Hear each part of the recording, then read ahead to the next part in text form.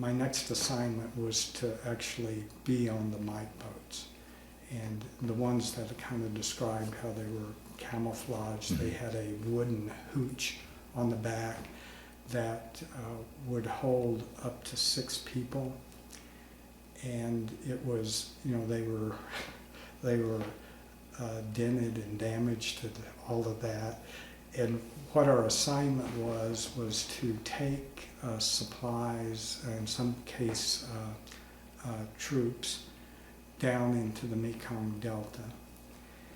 And that included, could have been things from Pabst Blue Ribbon to not jet fuel, but helicopter fuel, JP4, in large bladders that would fill the well deck. Kind of made of rubber bladders. Or it could be trucks, it could be ammunition, it could be just about anything that would fit into the well deck of our mite boat. And that was that was probably the most impactful experience I've ever had, as far as taking a boat with whatever supplies or personnel down into the Mekong Delta, which included a number of rivers and canals, and we would first of all, the mite boat is it's a steel boat, it's flat bottomed, it's slow, maybe 10 knots, and slower when loaded with whatever. I think they would hold about 60 tons, that's its maximum. And we usually travel in convoys of anywhere from 2 to 4 boats, mainly for security reasons. And we would make our way down, the Mekong River, which in some parts could be a mile wide, or to smaller canals, depending on where we were providing those supplies to. And that was pretty much our home for the time I was on it.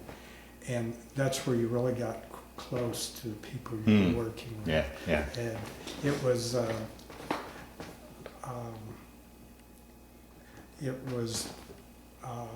you were kind of a sitting target because you were so big, and they, the Viet Cong, whoever happened to be down there that didn't like you, knew you were doing something. You were providing supplies to whether the infantry or probably more so to the helicopters, and we also carried a well decks full of gravel because of some of the construction work going there. So a lot of different things.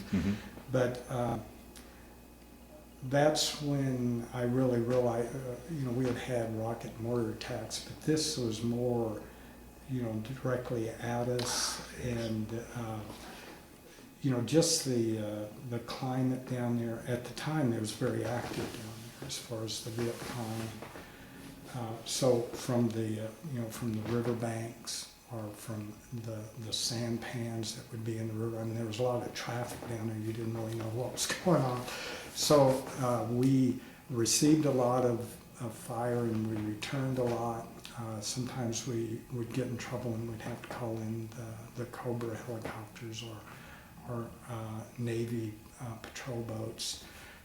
So, we had help when we could get it. And these trips would be overnight because it was quite a ways down there.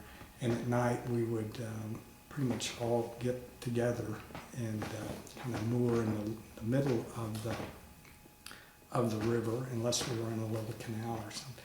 And you always had to be watchful. I mean, there were always a lot of civilians in sampans. I mean, that's where they lived. And they would come up alongside and, selling bananas or whatever. So you were kind of always at risk, but and always aware of that risk. I guess the other comrades out there were, it was the Navy.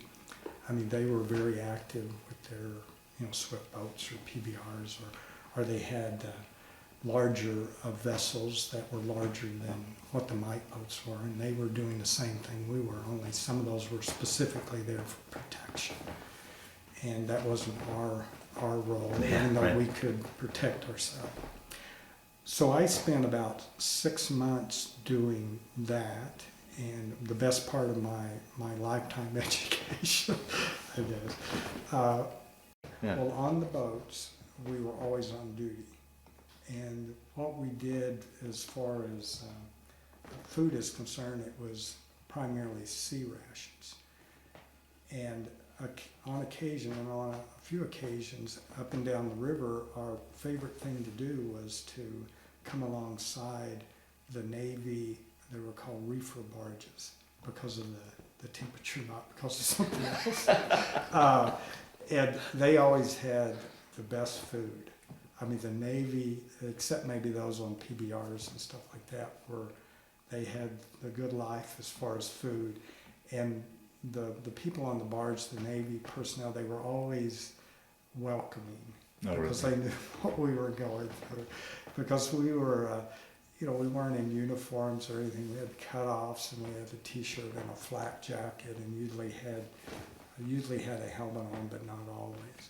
So they were always glad to feed us, and we were glad to be there because the sea rations got a little old.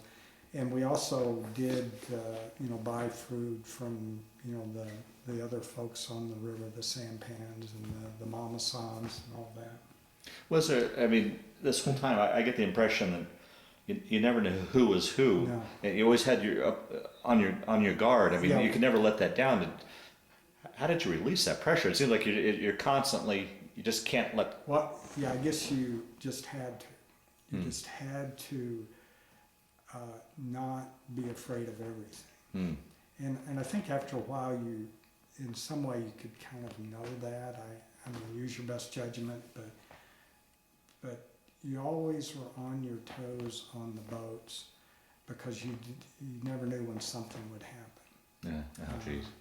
But there were 6 of us usually on one boat, and again in a kind of a man-made hooch on the back of the boat, and there were 2 sets of 3 bunks, I guess you could say, and it was wooden because there were some kind of metal structures there, but if you ever took any rounds, that would the wood would absorb that better than ricochet all over the place. So that the life on the river was very different. It'd be a long time in between showers, and we would actually stand in the rain sometime, or we would, get in the water. But very stark life on the river.